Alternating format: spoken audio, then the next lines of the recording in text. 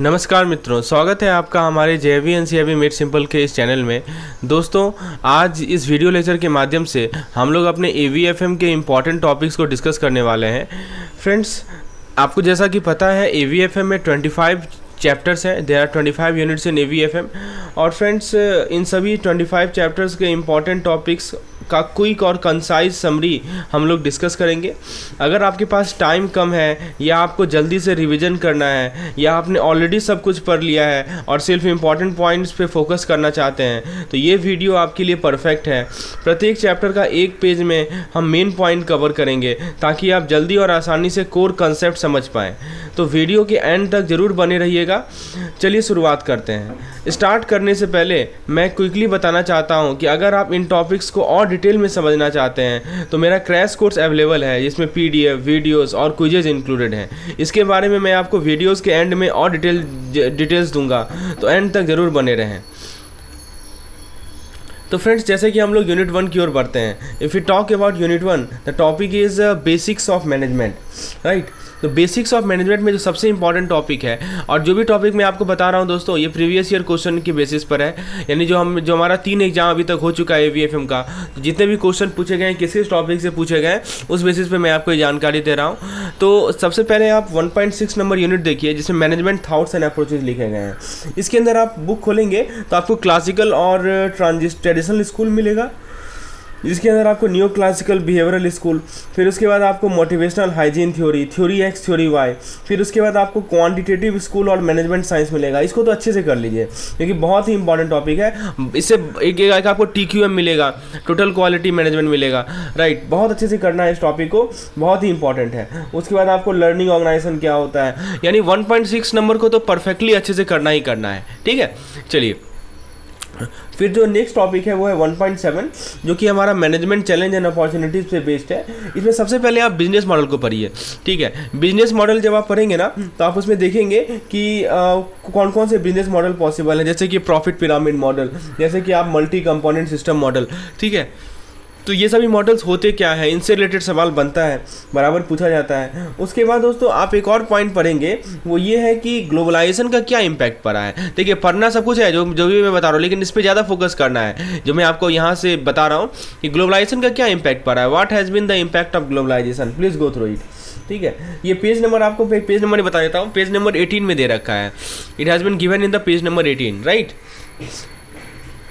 चलिए, उसके बाद आपको 1.8 नंबर यूनिट में आना है, जो कि है हमारा स्ट्रेटजिक मैनेजमेंट पे इंट्रोडक्शन। तो सबसे पहले आपको इसमें ये देखना है कि कोई भी बिजनेस एंटिटी के अंदर किस किस तरह के स्ट्रेटजीज होते हैं, what are the different types of strategy involve under the business structure. जैसे कि आप पढ़ेंगे corporate strategy, business strategy, functional strategy, right. तो दीज आर डिफरेंट थिंग। और उसके अलावा दोस्तों आपको स्ट्रेटजिक मैनेजमेंट के एलिमेंट्स को भी देखना है। यानी कुल मिलाकर कहा जाए, these 3 topics plays a crucial role, right. देखिए, मैं ये नहीं कर रहा हूँ कि बाकी टॉपिक को आप छोड़ेंगे, बिल्कुल नहीं, लेकिन इन तीनों टॉपिक पे आपकी पकड़ अच्छी होनी चाहिए। You should have command over these 3 topic because questions have been seen most frequently asked from these 3 topic. Okay, so approach ये होना चाहिए कि सबसे पहले हम लोग 1.6, 1.7, 1.8 इन तीनों को अच्छे से कवर कर ले और फिर जो समय बचता है उसको हम लोग बाकी टॉपिक पे डिवोट करें, राइट। चलिए आगे बढ़ते हैं, हम लोग यूनिट 2 की ओर आते हैं। और यूनिट 2 जैसा कि आपको पता है टॉपिक का नाम ही है प्लानिंग, राइट। तो प्लानिंग में सबसे पहले आपको जो सबसे इंपॉर्टेंट टॉपिक देखना है वो है आपका स्टेप्स इन प्लानिंग, यानी प्लानिंग में कौन कौन से स्टेप्स होते हैं, राइट। तो सभी स्टेप के प्रोसेस को समझ लीजिए, कौन कौन से स्टेजेस आते हैं प्लानिंग में, दिस आर वेरी इंपॉर्टेंट। उसके बाद जो आपको देखना है वो है इंपॉर्टेंस ऑफ प्लानिंग। यदि हम इंपॉर्टेंस की बात करें तो उसमें आपसे स्मार्ट का फुल फॉर्म पूछा जाता है, what is smart, what is the full form of smart, right. तो और भी चीज़ें हैं इसमें दे रखी है बुक में, उसको अच्छे से आपको देखनी है। आगे बढ़ते हैं, 2.5 नंबर यूनिट की ओर बढ़ते हैं। यहाँ पे आपको प्लानिंग का एडवांटेज और डिसएडवांटेज दे रखा है, अच्छे से करिए, क्या क्या एडवांटेज है, क्या क्या डिसएडवांटेज है, पॉइंट्स वाइज समझाए गए। So please go through this advantage and disadvantage. Next topic which you have to see is MBO, very very important. इसके अंदर 4 स्टार लगा दीजिए क्योंकि इस स्टेप सवाल बनता ही बनता है, जिसको हम लोग क्या बोलते हैं, management by objective, that is called MBO, right. MBO के अंदर प्रैक्टिकली कैसे MBO वर्क करता है, so everything you have to see it. उसके बाद दोस्तों 2.7 यूनिट में आपको प्लान के कंपोनेंट्स को देखना है, जैसे कि objective, policy, procedure, program, right. उसके बाद दोस्तों एक इसमें टॉपिक है 2.7 में जो कि आपको कर रहा है इन्वायरमेंटल एनालिसिस, क्या है, इन्वायरमेंटल एनालिसिस। तो इसमें आपको पेस्टल एनालिसिस भी देखना है, ये बहुत इंपॉर्टेंट टॉपिक है, इसको भी 4 स्टार लगा दीजिए प्लान के कंपोनेंट्स में, राइट, 2.7 नंबर यूनिट्स में। कि जैसे कि पेस्टल एनालिसिस होता क्या है, पी का फुल फॉर्म क्या है, ई का फुल फॉर्म क्या है, एस क्या है, इसके क्या एडवांटेज होते हैं, इसके क्या डिसएडवांटेज होते हैं, फिर इंटरनल इन्वायरमेंट एनालिसिस हम लोग कैसे करते हैं, right, everything you have to see it. अब इंटरनल एनालिसिस करने के लिए कौन कौन से टूल्स है, जैसे कि एक टूल होता है गैप टूल होता है, उसके बाद आप एक सोर्ट एनालिसिस होता है, इसमें एस क्या होता है, डब्ल्यू क्या है, ओ क्या है, everything you have to see it, right. चलिए, उसके बाद आपको देखना है कि आपको यदि अल्टरनेटिव इवैल्यूएट करना है तो आपके पास क्या क्या क्राइटेरिया है। So what are the criteria for evaluating your alternative, page number 45, ठीक है, प्लीज़ गो थ्रू दिस, बहुत इंपॉर्टेंट टॉपिक है, पेज नंबर 45। उसके बाद दोस्तों आपको 2.9 नंबर यूनिट में आना है, जो कि बेस्ड है फोरकास्टिंग एंड डिसीजन मेकिंग। और इसमें क्या देखना है दोस्तों, सबसे पहले फोरकास्टिंग को समझिए। फोरकास्टिंग होता क्या है, फोरकास्टिंग के कितने टाइप्स होते हैं, ठीक है, फोरकास्टिंग के कितने एलिमेंट्स होते हैं, सारा का सारा चीज़ इस टॉपिक से इंपॉर्टेंट है। तो दोस्तों आपको 2 नंबर यूनिट में 2.3, 2.4, 2.5, 2.6, 2.7 और 2.9, ये I think there are 5 to 6 topic which are very important. As you can see unit 2 is a very important topic.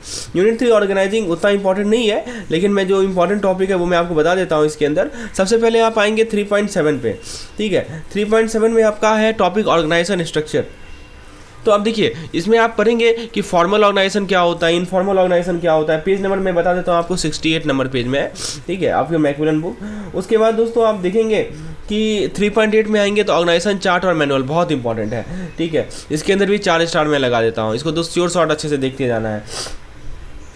जैसे कि मास्टर चार्ट हो गया, सप्लीमेंट्री चार्ट हो गया, वर्टिकल चार्ट, हॉरिजॉन्टल चार्ट, अलग अलग चार्ट के टाइप्स होते हैं, तो ये आपको देखना है। फिर मैनुअल्स को समझना है कि मैनुअल्स का मीनिंग क्या होता है, क्या एडवांटेज है चार्ट और मैनुअल का, क्या डिसएडवांटेज है चार्ट और मैनुअल का, इसको अच्छे से देखिए।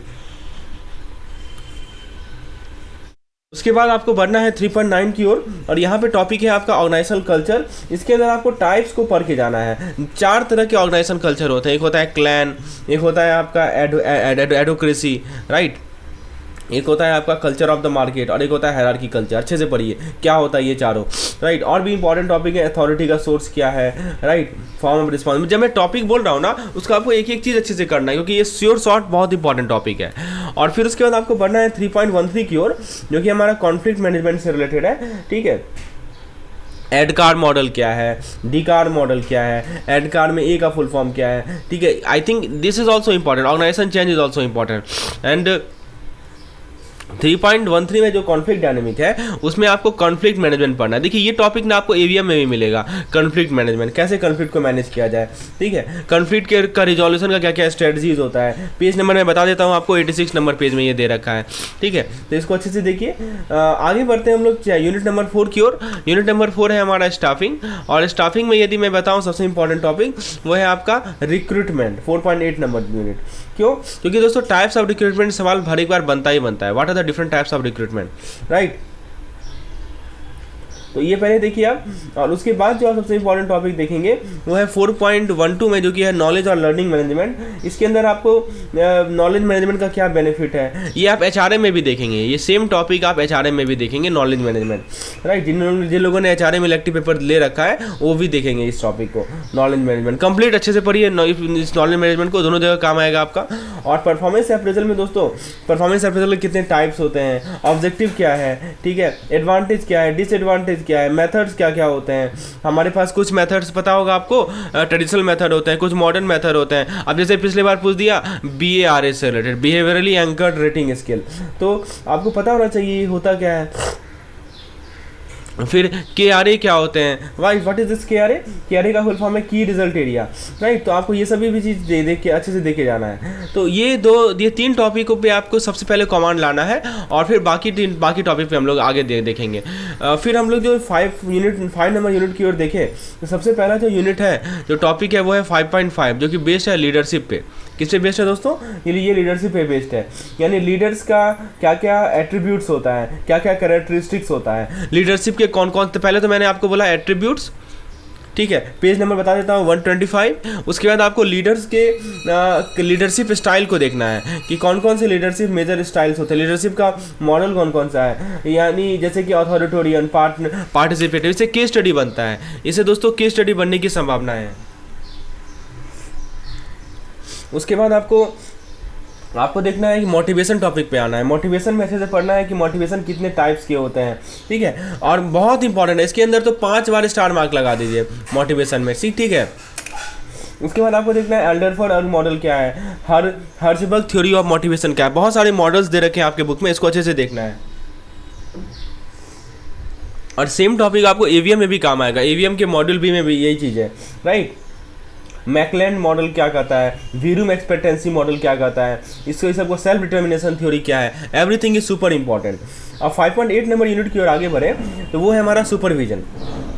तो सुपरविजन का मतलब क्या होता है कि एक इफेक्टिव सुपरवाइजर है उसके लिए क्या क्या रिक्वायरमेंट होती है, तो ये सभी चीज़ आपको सुपरविजन में देखना है जो कि आपको 5.8 में मिलेगा। दोस्तों हमने इन सभी चीज़ों को कराने के लिए हमने क्रैश कोर्स की शुरुआत कर रखी है, हम लोग इसको शुरुआत करने वाले हैं क्रैश कोर्स को, जिसके अंदर जो भी मैंने हाईलाइटेड टॉपिक है पहले उसको कवर करेंगे विद इन 1 मंथ और 20 डेज, एंड रेस्ट टॉपिक को हम लोग बाद में कवर करेंगे। आपको सारा कंटेंट मिलेगा, मॉर्निंग में आपको PDF और वीडियोस मिल जाएगा और इवनिंग में आपको उससे रिलेटेड क्विज़ मिल जाएंगे, यानी आपको एफर्ट केवल इतना देना है कि जो भी कंटेंट आपको इस क्रैश कोर्स में प्रोवाइड किया जाएगा उसको अच्छे से करना है, और बाकी कंटेंट मैं प्रोवाइड करूंगा, सारा का सारा टॉपिक क्लियर होगा, आपको कंसेप्चुअल क्लैरिटी होगी, और हम लोग स्मार्ट वर्क करने वाले हैं। कैसे स्मार्ट वर्क होगा, क्योंकि हम लोग सबसे इंपॉर्टेंट टॉपिक को पहले फोकस करेंगे, क्योंकि क्वेश्चन आने की संभावनाएं वहाँ से ज़्यादा है, और आप चूंकि अच्छे से उसको कवर करेंगे निश्चित रूप से आपको सॉल्व करने की भी संभावनाएं ज़्यादा होंगी। तो यदि आप इस क्रैश कोर्स में इन्वॉल्व होना चाहते हैं तो मुझे व्हाट्सएप कर सकते हैं इस पार्टिकुलर नंबर पर, नंबर आपके स्क्रीन पर शो हो रहा है। चलिए आगे बात करते हैं, हम लोग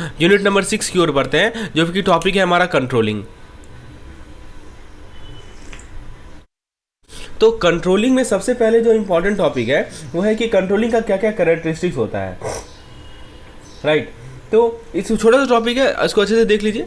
उसके बाद कंट्रोल मैनेजमेंट के कौन कौन से टाइप होते हैं, जैसे कि आप देखेंगे बुक में लिखा हुआ है, एक आपका फीडबैक कंट्रोल होता है, एक आपका प्रोएक्टिव कंट्रोल होता है, एक आपका कंकरेंट कंट्रोल होता है। तो तीनों में अंतर क्या है 6.8 में, इसमें दोस्तों एक कंसेप्ट है आपका ब्रेक इवन एनालिसिस का, जो कि बहुत ही इंपॉर्टेंट है, इससे एक केस स्टडी बनता है। मार्जिन ऑफ सेफ्टी क्या होता है, ब्रेक इवन पॉइंट कैसे निकाला जाए, कंट्रीब्यूशन मार्जिन क्या होता है, तो ब्रेक इवन एनालिसिस को अच्छे से देखिए। उसके अलावा दोस्तों आपको इसके अंदर जो आपका ROI है, रिटर्न ऑन इन्वेस्टमेंट होता है, उससे रिलेटेड भी एक न्यूमेरिकल दे रखा है इन्होंने, जिसको आपको अच्छे से देखना है, इस पर केस स्टडी बनता है रिटर्न ऑन इन्वेस्टमेंट पे, राइट। फिर कुछ रेशियोज के बारे में समझाया जा रहा है, जैसे कि प्रॉफिटेबिलिटी रेशियो, लिक्विडिटी रेशियो, तो इसको आपको ये कंट्रोल टेक्निक बहुत इंपॉर्टेंट है, PERT, CPM क्या होता है ये सब, ठीक है। तो इस पार्टिकुलर यूनिट से मैं 3 टॉपिक आपको बोलूँगा जो कि आपको बहुत इंपॉर्टेंट है, 6.2, 6.5 और 6.8। चलिए आगे बढ़ते हैं हम लोग अगले यूनिट की ओर, यूनिट नंबर 7 की ओर आते हैं। तो यूनिट नंबर 7 आपका है control sources of finance and financial strategy. तो ये पूरा न्यूमेरिकल टॉपिक है, इसमें सबसे पहले आपको इसके अंदर थ्योरेटिकल टॉपिक है, इक्विटी कैपिटल को देखना है, इक्विटी कैपिटल को डिटेल में देखना है। उसके बाद आपको टर्म लोन को देखना है। जहाँ तक टर्म लोन की बात करें दोस्तों, तो टर्म लोन में आपको उसका रिपेमेंट क्या होता है, कौन सी करेंसी है, सिक्योरिटी, अमाउंट ऑफ लोन, फिर मॉरेटोरियम पीरियड कितना होता है, ये सभी चीज़ों को अच्छे से देखना है। और फिर फाइनली आपको डिवेंचर को देखना है। डिवेंचर में दोस्तों बहुत सारे आपके बुक में ऑप्शंस दिए हुए हैं, जैसे कि ऑप्शन विद द इशूअर के साथ क्या ऑप्शन है, राइट। उसके बाद कोई वोटिंग राइट नहीं हो, इसके कैरेक्टरिस्टिक्स क्या क्या होते हैं, राइट। तो ये सभी चीज़ हमारे डिवेंचर के पार्ट है। और फाइनली जब आप दोनों को देख लेंगे तो फिर आप देखेंगे कि दोनों के बीच का डिफरेंस क्या है, यानी टर्म लोन और डिवेंचर के बीच का डिफरेंस क्या है, ये फाइनल चीज़ हमें ऑब्जर्व करनी है, ठीक है। उसके बाद हम लोग आगे बढ़ते हैं और यूनिट नंबर 8 की ओर बढ़ते हैं। यूनिट नंबर 8 है हमारा फाइनेंशियल एंड ऑपरेटिंग लीवरेज। इसके अंदर सबसे इंपॉर्टेंट टॉपिक, 2 टॉपिक जो मैं बताता हूँ वो ये है कि आपको फाइनेंस, देखिए ऑब्वियस ही बात है, ये पांचों टॉपिक इंपॉर्टेंट है, क्योंकि जब तक आप फाइनेंशियल लीवरेज समझेंगे नहीं तब तक आप डिग्री ऑफ फाइनेंशियल लीवरेज कैसे निकालेंगे, क्योंकि बेसिक तो फाइनेंशियल लीवरेज ही है ना।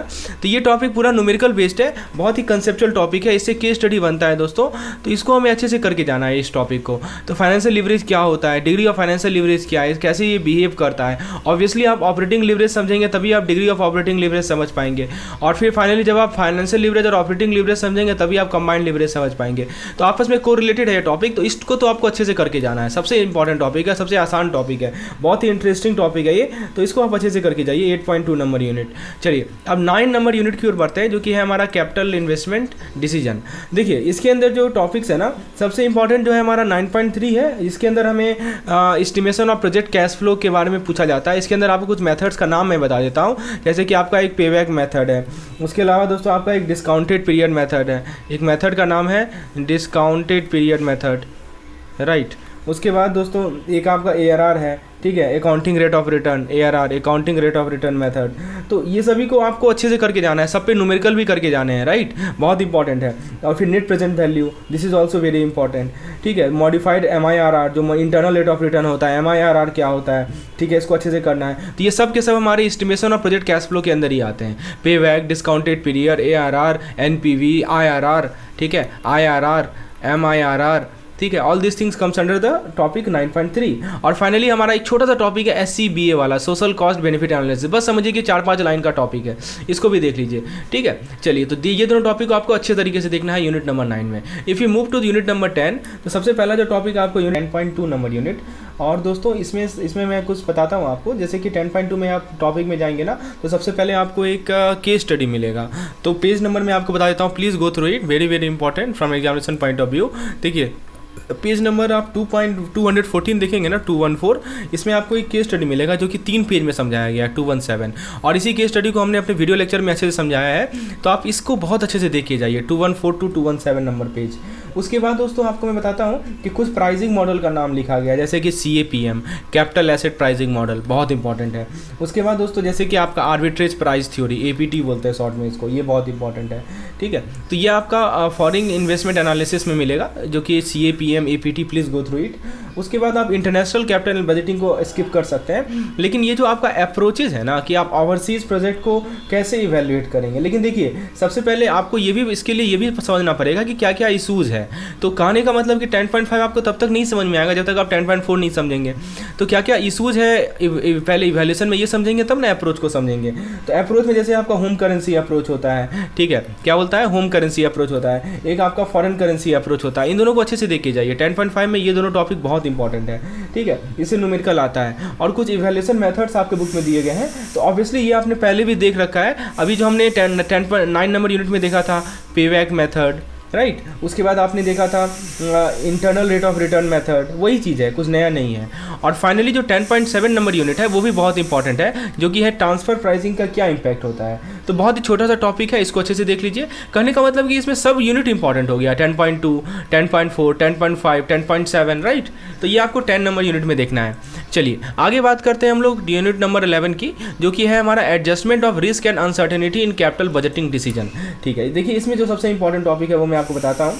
तो देखिए आपके बुक में ना पेज नंबर 232 में एक केस स्टडी फॉर्मेट में क्वेश्चन, एक न्यूमेरिकल करवाया गया है, पेज नंबर 232 में। ये न्यूमेरिकल बहुत इंपॉर्टेंट है, ठीक है। आपके बुक में पेज नंबर 232 में एक न्यूमेरिकल करवाया गया है, जिसमें आपको selling price per unit, variable cost per unit, fix cost per unit, discount rate, ये सब डेटा दिया हुआ है, जिसके बेसिस पे आपको NPV निकालना है। Please go through it, very important. उसके बाद दोस्तों सेंसिटिविटी एनालिसिस, ठीक है, very very important. Sensitivity analysis को अच्छे से देखिए, हीलियर्स मॉडल को देखिए अच्छे से, हीलियर्स मॉडल पे न्यूमेरिकल आएगा ही आएगा, ठीक है। हीलियर्स मॉडल देखिए, सिमुलेशन एनालिसिस को आप स्किप कर सकते हैं चाहे तो, ठीक है। उसके बाद डिसीजन ट्री एनालिसिस देखिए, छोटा छोटा टॉपिक है, कोई बड़ा टॉपिक नहीं है, एक पेज में दिया हुआ टॉपिक है, तो इसको आपको अच्छे से पढ़ना है। और फिर उसके बाद आता है project selection under risk, risk के अंदर कैसे प्रोजेक्ट सेलेक्ट करेंगे। तो देखिए जैसे इसमें आपका एक टॉपिक है जो कि है आपका रिस्क एडजस्टेड डिस्काउंट रेट, इस पर न्यूमेरिकल आता है, ठीक है। इसको आप ठीक से पढ़ेंगे ना, तो ये होता क्या है, इस पर न्यूमेरिकल आता है, एक छोटा सा फॉर्मूला है इसके अंदर, RK बराबर I + N + DK, उस फॉर्मूले से न्यूमेरिकल आता है। सर्टेनिटी एक्सपेक्टेशन क्या होगा, ये सभी चीज़ इंपॉर्टेंट है। तो ये हमारा यूनिट नंबर 11 से ये 4 टॉपिक है जो कि मैंने हाईलाइट कर रखा है, सबसे इंपॉर्टेंट है। यूनिट 12 की ओर आगे बढ़े तो डिसीजन मेकिंग। देखिए दोस्तों डिसीजन मेकिंग की बात करें तो सबसे पहला टॉपिक है 12.2, जो कि आपका CVP एनालिसिस, इस पर केस स्टडी आएगा। CVP एनालिसिस को अच्छे से पढ़ना जरूरी है, ठीक है। तो जैसे आपका लार्ज कैपेसिटी प्रोजेक्ट बना रहे हैं, तो इसमें एक दो तरह का मेथड होता है, एक होता है activity based costing, activity based CVP analysis, और एक होता है ट्रेडिशनल CVP एनालिसिस। तो दोनों में क्या डिफरेंस है, राइट, ये आपको अच्छे से देखना है। सीपीए एनालिसिस में क्वेश्चन आएगा ही आएगा। और जो मैंने आपको बोला था ना ब्रेक इवन पॉइंट, उसका सबसे ज़्यादा यूज यहाँ पे होगा, जो आपने पहले की यूनिट में पढ़ा था, राइट। चलिए इसको अच्छे से देखना है आपको। उसके बाद जो टॉपिक आपको अच्छे से देखना है वो है एक्टिविटी बेस्ड कॉस्टिंग, जिसको एबीसी मेथड बोलते हैं, राइट। तो इससे हम कैसे डिसीजन लें, इससे कैसे डिसीजन लेते हैं, एक्टिविटी कॉस्ट ड्राइवर रेट क्या होता है, इस सभी का फॉर्मूला आपसे पूछा जाएगा और बुक में इलस्ट्रेशन भी दिया हुआ है। तो सबसे बहुत ही महत्वपूर्ण यूनिट है 12 number unit, please go through it minutely, right. अब देखिए 13 नंबर टॉपिक पे आते हैं, 13 नंबर यूनिट पे आते हैं। तो 13 नंबर यूनिट है हमारा मॉड्यूल सी का, शुरुआत होता है यहाँ से, और कॉर्पोरेट वैल्यूएशन। आप यहाँ पे देख रहे होंगे सबको मैंने हाईलाइट किया हुआ है क्योंकि ये टॉपिक ही इतना इंपॉर्टेंट है। पहले आप इंट्रोडक्शन में आएंगे ना तो आप उसमें IVS पढ़ेंगे। IVS क्या होता है, इंटरनेशनल वैल्यूएशन स्टैंडर्ड, होता क्या है इसको अच्छे से पढ़िए, इंट्रोडक्शन में सारा दिया हुआ है। फिर कॉर्पोरेट वैल्यूएशन का क्या क्या अप्रोच है, जैसे कि आप एक अप्रोच पढ़ेंगे जिसमें लिखा हो गया मार्केट अप्रोच, एक अप्रोच आप देखेंगे जिसको लिखा हो गया इनकम अप्रोच, ठीक है। उसके बाद आप एक अप्रोच देखेंगे कॉस्ट अप्रोच, तीनों में क्या डिफरेंस है अच्छे से पढ़ के जाइए, बहुत इंपॉर्टेंट है, ठीक है। उसके बाद दोस्तों एडजस्टेड बुक वैल्यू अप्रोच को पढ़िए। एडजस्टेड बुक वैल्यू अप्रोच में आपको एसेट का जो आपका टाइप्स है, ठीक है, कि आप बुक वैल्यू को कैसे मॉडिफाई करेंगे ताकि रिप्लेसमेंट कॉस्ट को फैक्टरिंग कर सकें, ये टॉपिक बहुत इंपॉर्टेंट है। इसके अंदर खासकर आपका टेंजिबल एसेट में क्या आएगा, इनटेंजिबल एसेट में क्या आएगा, ये सब देखना है। स्टॉक एंड डेप्ट अप्रोच, इसको सुपर इंपॉर्टेंट मान के चलिए, वेरी वेरी इंपॉर्टेंट, ठीक है। इसमें आपको थोड़ा सा पढ़ के जाना है, एक केस स्टडी बुक में दिया हुआ है जिससे क्वेश्चन बराबर पूछा जाता है। उसी देखिए बुक में केस स्टडी नहीं दिया, बुक में एक पैराग्राफ दिया हुआ है जिससे केस स्टडी बनता है। पेज नंबर मैं बता देता हूँ 276, ठीक है। और फिर लास्ट में आपको ये देखना है कि जो हम DCF, देखिए सबसे पहले 13.7 यूनिट तभी आपको समझ में आएगा जब 13.6 आप पढ़ेंगे, क्योंकि आप DCF जानेंगे नहीं तो स्टेप कैसे, उसका वैल्यूएशन कैसे कर पाएंगे। तो आप सबसे पहले 13.6 को पढ़िए जो कि है डिस्काउंटेड कैश फ्लो अप्रोच। इसको समझ लेंगे ना तभी आप इसके स्टेप्स को समझ पाएंगे। NOPLT क्या होता है, फ्री कैश फ्लो क्या होता है, what is this FCF, what is this NOPLT, everything you will able to understand only after you go through 13.6 number unit. तो ये तो रहा हमारा यूनिट नंबर 13 से related important topic. Now let's move over to the next unit that we have, unit number 14। Unit number 14 में आपको क्या देखना है दोस्तों, देखिए एक और चीज़ मैं बता देता हूँ आपको कि कॉस्ट ऑफ कैपिटल निकालना, ये सब आपको यूनिट नंबर 13 में दिया हुआ है। यूनिट 14 है हमारा डिस्काउंटेड कैश फ्लो वैल्यूएशन। तो डिस्काउंटेड कैश फ्लो वैल्यूएशन में सबसे पहले आप इनपुट को इवैल्यूएट करना सीखिए, जैसे डिस्काउंट रेट क्या होता है, व्हाट इज़ डिस्काउंट रेट, ठीक है। फिर आप उसमें एक्सपेक्टेड कैश फ्लो को समझेंगे, एस्टिमेट करेंगे फ्यूचर ग्रोथ को। Everything is included in this 14.2। और दोस्तों हमने अपने क्रैश कोर्स को इस प्रकार से डिज़ाइन किया है कि आपको मैं जितना भी यूनिट्स है ना सबको इतना अच्छे से समझाऊंगा कि आपका सारा कंसेप्चुअल क्लैरिटी हो जाएगा। बस आपको 1 से 1.5 घंटा डेली बेसिस पे AVFM को देना है, that's all, that is what I am demanding from you and in return you will get valuable outputs. Now let's see 14.5 number unit which is dividend discount model, very important, बहुत ही छोटा सा formula है, इसको आप याद कर लीजिए, इससे क्वेश्चन आता ही आता है, बनेगा आपसे। फिर इसका एप्लीकेबिलिटी क्या है DDM का, ठीक है, कहाँ पे इसको अप्लाई करते हैं ये आपको देखना है। चलिए अब हम लोग आगे बढ़ते हैं और यूनिट 15 की ओर बढ़ते हैं जो कि है हमारा other non DCF valuation models. इसमें सबसे पहला आपका जो है रिलेटिव वैल्यूएशन मॉडल, अच्छे से पढ़ के जाइए क्या क्या स्टेप होता है रिलेटिव वैल्यूएशन में, ये आपको देखना है। उसके बाद जो नेक्स्ट टॉपिक है वो है इक्विटी वैल्यूएशन मल्टीपल मॉडल, ठीक है। PYE रेशियो क्या होता है, यहाँ पे कुछ रेशियो आएगा मैं बता देता हूँ। PYV मल्टीपल क्या होता है, ठीक है, क्यों PYV मल्टीपल को यूज़ करें, PYS मल्टीपल क्या होता है, क्यों इसे हम यूज़ करें, ठीक है, प्राइस टू सेल बोलते हैं। PEG क्या होता है, क्यों इसे हम यूज़ करें, रिलेटिव PEG की रिलेटिव PE रेशियो क्या होता है, right, everything is given in your book. उसके बाद आता है इंटरप्राइज वैल्यू मल्टीपल मॉडल, इसके अंदर भी कुछ रेशियो आएगा जैसे कि EV/EVI DTA, ठीक है। फिर आएगा आपका EV/EVIT, राइट। फिर आएगा आपका EV/FCFF, फिर आएगा आपका EV/BV मल्टीपल, फिर आएगा आपका EV/सेल्स मल्टीपल। तो ये सब के सब मल्टीपल्स आपको अच्छे से देखने हैं, सभी को अच्छे से देखना है दोस्तों, सब बहुत इंपॉर्टेंट है, ठीक है। कौन सा मल्टीपल राइट चूज करें ये इंपॉर्टेंट नहीं है। और stock and depth approach already मैंने आपको बताया था पहले भी, इसको अच्छे से देख के जाना है आपको, ठीक है। स्टॉक एंड डेप्थ अप्रोच तो ये रिपीट हो रहा है, ऑलरेडी हमने पिछले यूनिट में देखा था।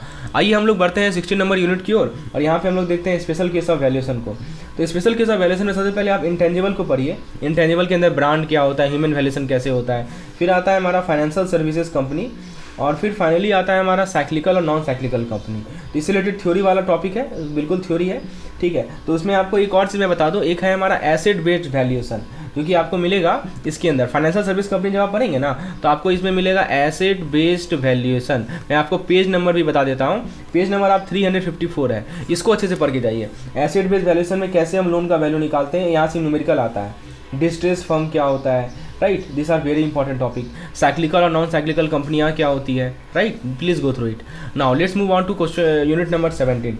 यूनिट नंबर 17 में जो टॉपिक इंपॉर्टेंट है, जो बहुत इंपॉर्टेंट टॉपिक है, मर्जर, एक्विजिशन, रिस्ट्रक्चरिंग, ठीक है। तो आपके बुक में एक केस स्टडी टाइप का एक दिया हुआ है कि कुछ एक्ट दिए हुए हैं पेज नंबर 366 में, जो कि हमारे इंट्रोडक्शन के अंदर कवर है, वो आपको देखना है। ट्रांजैक्शन के टाइप्स को देखना है, जैसे कि मर्जर क्या होता है, हॉरिजॉन्टल मर्जर क्या है, वर्टिकल मर्जर क्या है, ठीक है। फिर कौन जेनरिक मर्जर क्या है, रिवर्स मर्जर क्या है, ये सभी मर्जर्स को आपको देखने हैं। फिर मर्जर का रीज़न क्या है, what are the reason for merger, merger क्यों करवाया जाता है, बहुत अच्छे से पढ़ना है इसको, ये सभी चीज़ों को। फिर मर्जर का मैकेनिक्स क्या होता है, मर्जर कैसे होता है, किस प्रकार से मर्जर कराया जाता है, ठीक है। तो इसको अच्छे से पढ़ना है। NCLT में जो हम लोग अप्लाई करते हैं, नेशनल कंपनी लॉ ट्रिब्यूनल, उससे रिलेटेड क्या नियम है, राइट, तो ये आपको पढ़ना है। उसके बाद आपको टेक ओवर अच्छे से पढ़ना है, राइट, तो टेक ओवर कैसे होता है, this you have to make it clear, right. Open market purchase, negotiated acquisition, पर प्रिफरेंट अलॉटमेंट, और फाइनली आपको होल्डिंग कंपनी और डीमर्जर, ये 2 टॉपिक पढ़ना है। तो जो टॉपिक हाईलाइटेड है, please go through it once more. Now 18 number unit है, जिसमें हम लोग डील स्ट्रक्चरिंग और फाइनेंशियल स्ट्रेटजीज की बात करेंगे। तो इस टॉपिक से यदि हम बात करें डील स्ट्रक्चरिंग और फाइनेंशियल स्ट्रेटजी से, तो सबसे पहले आपको पेमेंट और लीगल कंसिडरेशन देखना है, राइट, कि आपका कैश और स्टॉक का जो मिक्स होता है। तो ओवर वैल्यूएशन का मतलब क्या होता है, what is the meaning of this term over valuation, this question was asked in the previous year. Okay, so what is the meaning of this term overvaluation? Okay, and finally आपको देखना है deal financing, जो कि आपका 18.7 number unit है। Deal financing को अच्छे से देखिए, what is this all about, read the complete theory and understand it and you will able to go through. Unit number 19 की बात करें, जो कि हाइब्रिड फाइनेंस है, सबसे सुपर इंपॉर्टेंट टॉपिक है। इसके अंदर आपको types of hybrid security, preference capital, preference share capital complete अच्छे से पढ़िए। कंपनीज एक्ट 2013 का साइलेंट फीचर क्या क्या था, वो उसको अच्छे से पढ़िए। फिर आप प्रेफरेंस शेयर के कितने तरह के प्रेफरेंस शेयर होते हैं, ये सब के सब 19.4 में इन्होंने दे रखा है। फिर आप इसमें प्रेफरेंशियल PNCPS को अच्छे से पढ़िए, ठीक है। अब आता है वारंट। वारंट सबसे इंपॉर्टेंट टॉपिक है। वारंट होता क्या है, इसके फीचर्स क्या होते हैं, इसको वैल्यूएशन कैसे किया जाएगा। जहाँ तक वैल्यूएशन की बात आती है, तो वहाँ पे एक मॉडल का मैं आपको नाम बताता हूँ, जिसका नाम होता है ब्लैक सोल्स मॉडल, ठीक है। ब्लैक सोल्स मॉडल्स बहुत इंपॉर्टेंट है, ये मॉडल बहुत इंपॉर्टेंट है, ठीक है। उसके बाद ये तो हमारा हो गया प्रेफरेंस शेयर कैपिटल का बात। उसके बाद हम लोग एक और टॉपिक देखेंगे, जो कि हमारा FCCB है, जो कि फॉरेन करेंसी कन्वर्टेबल बॉन्ड होता है। फिर उसके बाद आता है मेजनाइन फाइनेंसिंग। मेजनाइन फाइनेंसिंग को तो 4 स्टार लगा लीजिए, अभी तक जितना बार एग्जाम हुआ है ना, 3 बार, सब में पूछा गया है। फिर आता है एक इनोवेटिव फाइनेंसिंग, जिसमें हमारा हाइब्रिड टू मिटिगेट, जैसे कि आपका एक FRN होता है। FRN क्या होता है दोस्तों, फ्लोटिंग रेट नोट्स, इसके बारे में डिटेल जानकारी आपको लेना है इनोवेटिव हाइब्रिड के अंदर, ठीक है। चलिए अब यूनिट 20 की ओर बढ़ते हैं, जो कि है हमारा स्टार्टअप। तो स्टार्टअप फाइनेंस की ओर बढ़ते हैं। तो इसके अंदर सबसे पहला जो टॉपिक आता है, वो आता है DPIIT, ठीक है। इंट्रोडक्शन में दिया हुआ है DPIIT से related, please go through it. और उसके बाद आपका स्टार्टअप प्लान के अंदर क्या क्या बेनिफिट मिलता है स्टार्टअप को, वो देखना है, ठीक है। एक प्रोग्राम का नाम दिया हुआ है Setu program, please go through it. उसके बाद आपको स्टार्टअप के लिए क्या क्या प्रोग्राम है, क्या क्या कंपटीशन है, जैसे कि स्टार्टअप इंडिया यात्रा, फिर insolvency and bankruptcy code, inspire, national startup award, women capacity wing बोलते हैं इसको, ये सब के सब सुपर इंपॉर्टेंट है 20.7। फिर आता है बात फंडिंग की। तो फिर अब देखिए कुछ मैं और नाम बता रहा हूँ स्टार्टअप का, जैसे animal husbandry, startup grand channel, notes बना लीजिए, इसका बहुत इंपॉर्टेंट है। ये जितने भी प्रोग्राम और कंपटीशन है ना, सबसे क्वेश्चन पूछा जाता है, बराबर पूछा जाता है। उसके बाद फंडिंग की बात करें, तो फंडिंग में देखिए जैसे कि आपका सिंगल, इसमें बहुत, ये देखिए 20.7 को ना 10 बार स्टार मार्क लगा दीजिए, और इसको तो कंठस्थ कर ही लीजिए अच्छे से, ठीक है। 20.9 की बात करें, तो फंडिंग को देखिए कि फंडिंग कौन करेगा, ठीक है। फिर उसके बाद आपका इंडियन ट्रस्ट एक्ट क्या है, ठीक है। और फिर आपका जो एक स्कीम का मैं नाम बता रहा हूँ, जिसका नाम है startup India seed fund scheme, startup India seed fund scheme. इसका फंडिंग को देखिए। फिर फंडिंग के स्कीम कौन कौन से हैं, फंडिंग के प्रोग्राम कौन कौन से हैं, जो हमारा एक्सपर्ट एडवाइजरी कमेटी होती है, उसका क्या रोल है, ठीक है। उसके बाद हमारा इंटरनेशनल चैलेंजेस क्या क्या हैं, राइट। सीड स्टेज, इसमें बहुत सारे स्टेजेज होते हैं। आप जब स्टार्टअप फाइनेंसिंग पढ़ेंगे ना, तो idea phase, seed stage, series stage, scaling, ये सब के सब स्टेजेज होते हैं। और फिर उसके बाद आता है कि फंडिंग स्कीम एंड प्रोग्राम में आपका सिडबी का एक स्कीम है, इसको बोलते हैं SIDBI fund of fund scheme. फिर startup India seed fund scheme है, तो इस सब को देखना है अच्छे तरीके से। टेक्नोलॉजी डेवलपमेंट फंड है, ठीक है। और फाइनली हमारा 20.1312 में आता है कि हाँ 20.12 भी इंपॉर्टेंट है, ये शायद मैंने नहीं हाईलाइट किया है कि 2022 में कौन कौन सा प्रोग्राम रन कर रहा है, ठीक है, अच्छे से देख के जाइए। उसके बाद 20.13 बहुत छोटा टॉपिक है, इंटरनेशनल चैलेंज, इसको भी देखना है, तो ये भी सुपर इंपॉर्टेंट टॉपिक है 20 नंबर यूनिट। 2021 की ओर बढ़ें तो private venture and private equity and venture capital के बारे में। तो सबसे पहले तो आप देख लीजिए कि इसमें कौन कौन सा प्राइवेट इक्विटी और वेंचर कैपिटल में कौन कौन सा कैरेक्टरिस्टिक्स शेयर किया जाता है, right. So which characteristics is share between them.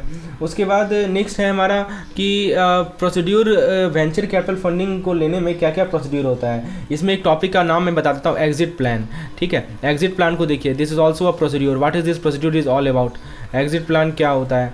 फिर ये आपको देखना है कि वीसी का क्या रोल है, वेंचर कैपिटल फर्म का क्या रोल है, ये आपको देखना है, रोल एट वीसी। फिर आपको देखना है कि वीसी फंडिंग का टर्म्स कौन कौन से हैं, इसका स्ट्रक्चर क्या होता है, वेंचर कैपिटल का रिटर्न्स क्या आता है, ठीक है। तो फिर उसके बाद आपको देखना है कि आपका जो प्रोस्पेक्ट क्या है, इन्वेस्टमेंट कैसे करेंगे प्राइवेट इक्विटी में, राइट। तो ये आपको देखना है, सोर्सेज क्या क्या हो सकते हैं प्राइवेट इक्विटी के, this thing you have to see. And finally you have to see the legal and administration structure of India, legal and administration structure of India. कि जैसे इसमें आपको बताता हूँ सेबी का जो रूल रेगुलेशन है, सेबी का जो रेगुलेशन आया है 2012 का, इसके अंदर category 1 AIF, category 2 AIF, category 3 AIF, क्या क्या इसके अंदर आते हैं, एंजल फंड क्या होता है, ये सब का सब देखना है। फिर ड्यू डिलिजेंस देखना है और एग्जिट स्ट्रेटजी देखना है 21 नंबर यूनिट में। If you move to the unit number 22, आइए दोस्तों 22 यूनिट्स में देखते हैं। तो let's move on to unit number 22। तो यूनिट नंबर 22 में आर्टिफिशियल इंटेलिजेंस है, बहुत अच्छा टॉपिक है। तो इसके अंदर सबसे पहले कहाँ कहाँ ये एप्लीकेबल होता है, इसमें आपका गूगल का जो रैंक ब्रेन है उसका क्या कॉन्ट्रीब्यूशन है वो देखना है, AI हब क्या होता है। अच्छा एक और चीज़ मैं बताता हूँ, सुपर इंपॉर्टेंट चीज़ है जो कि आपका है cube flow pipeline system, cube flow pipeline system. Page number आप खोलेंगे 517, उसमें दिखा गया है, इसको सुपर इंपॉर्टेंट की तरह ट्रीट कीजिए, बहुत इंपॉर्टेंट है। उसके बाद दोस्तों हमारा है कंट्रीब्यूशन ऑफ गूगल क्या है, उसके बाद न्यूरल नेटवर्क क्या होता है, और फिर फाइनली हमें देखना है कि आर्टिफिशियल इंटेलिजेंस का टूल्स एंड टेक्निक क्या है, राइट, जिसके अंदर आपको कुछ चीज़ें बताई जा रही हैं, ह्यूरिस्टिक क्या होता है, ठीक है, ये सभी चीज़ें अच्छे से पढ़ के जाना है। तो सुपर इंपॉर्टेंट जो मैं हाईलाइट कर रहा हूँ उसको आपको फर्स्ट पेज में देखना है। फिर 23 नंबर यूनिट में आ जाइए, business analytics as management tool, बहुत इंपॉर्टेंट सुपर इंपॉर्टेंट टॉपिक है। तो सबसे पहले एनालिटिक्स के कितने टाइप्स होते हैं, इस पर केस स्टडी आता है, डिस्क्रिप्टिव, डायग्नोस्टिक, प्रेडिक्टिव, प्रिस्क्रिप्टिव। फिर उसके बाद बिजनेस एनालिटिक्स का एलिमेंट्स क्या क्या है, डेटा माइनिंग क्या होता है, टेक्स्ट माइनिंग क्या होता है, डेटा माइनिंग का प्रोसेस क्या है, ठीक है, टूल्स क्या है, डेटा माइनिंग बहुत इंपॉर्टेंट टॉपिक है, टेक्स्ट माइनिंग क्या है, टेक्स्ट माइनिंग के क्या क्या टेक्निक होते हैं, NLP क्या होता है, ठीक है। तो ये सभी चीज़ हमें देखने हैं इसके अंदर। उसके बाद दोस्तों एलिमेंट्स को अच्छे से पढ़ के जाइए। और फिर आता है हमारा बिग डेटा एनालिटिक्स, होता क्या है, इसका क्या यूज है, ठीक है, सब कुछ पढ़ना है इसमें आपको। और फिर आता है हमारा वेब और मोबाइल एनालिटिक्स में क्या डिफरेंस है, इंपॉर्टेंस क्या है बिग डेटा एनालिटिक्स का। और फिर आता है दोस्तों हमारा कि बिजनेस एनालिटिक्स का क्या इंपॉर्टेंस है, what is the importance of business analytics, what are the challenges of business analytics, these are important. Unit 24 की ओर बढ़ें तो हमारा ग्रीन और सस्टेनेबल फाइनेंसिंग है। इसमें दोस्तों आपको जो ISO दिया हुआ है ना, ISO स्टैंडर्ड दिया हुआ है, आई थिंक मैंने गलती से इंट्रोडक्शन लगा दिया, ये 24.2 इंपॉर्टेंट है। 24.2 जो ISO स्टैंडर्ड है इसको देखना है, रट लेना है आपको। उसके बाद ISO का क्या क्या मीनिंग है उसको डिटेल में देखना है। और फिर आपको कैसे ग्रीन फाइनेंस बिल्ड करेंगे, right, this is important. Specially इसमें बोलो तो ग्रीन बॉन्ड के बारे में जो डेटा दिया हुआ है, ग्रीन बॉन्ड के बारे में every detail about green bond, you have to see it, right. And then after you have to see the progress of green finance in India, specially green lending क्या है, green bond क्या है, general awareness में क्या क्या improvement हुआ है, everything related to it. And finally you have to see the challenges and way forward, खासकर इसमें सेबी का जो एक आपका BRSR है, business responsibility and sustainability report है, उसको देखना है। और फिर आपका इसमें एक और चीज़ मैं बता दूँ, COP21 और COP26 दोनों में क्या डिफरेंस है, और RBI का क्या व्यू है क्लाइमेट रिस्क और सस्टेनेबल फाइनेंस में, ये टॉपिक आपको लास्ट में देखना है। And lastly let's move to unit number 25, that is our special purpose acquisition company, super important topic, ठीक है, सुपर इंपॉर्टेंट टॉपिक। इसके अंदर एडवांटेज क्या है, डिसएडवांटेज क्या है SPSC का फॉर्मेशन कैसे होता है, टाइमलाइन क्या है, स्टेक होल्डर स्पॉन्सर कौन होते हैं। 25 जिसके अंदर आपको advantage of SPSC, disadvantage of SPSC, stake holder, warrant और DSPSC प्रोसेस, ये सभी देखने हैं। तो ये था हमारा 25 यूनिट का लिस्ट। तो फ्रेंड्स आपको ये वीडियो यदि पसंद आया हो तो एक बार लाइक ज़रूर कर दीजिएगा और चैनल को सब्सक्राइब कर लीजिए इस तरह के कंटेंट के लिए। और यदि आपको इन सभी टॉपिक को के कंटेंट की रिक्वायरमेंट है तो मुझे आप व्हाट्सएप कर सकते हैं इस पार्टिकुलर नंबर पर, हमारा क्रैश कोर्स शुरुआत हो रहा है, जिसके अंदर आपको 40% का डिस्काउंट मिलेगा। और इस क्रैश कोर्स के अंदर हम लोग सबसे पहले जितने भी हाईलाइटेड टॉपिक है उसको अच्छे तरीके से कवर करेंगे, फुल कवरेज करेंगे। इस पे जो भी केस स्टडीज़ बन सकते हैं, जो भी न्यूमेरिकल बन सकते हैं, जो भी थ्योरेटिकल टॉपिक बन सकते हैं, क्विजेस के फॉर्मेट में हम लोग क्लियर करेंगे। और फाइनली जो हमारे पास टाइम बचेगा उसको हम लोग बाकी टॉपिक पे डिवोट करेंगे। सो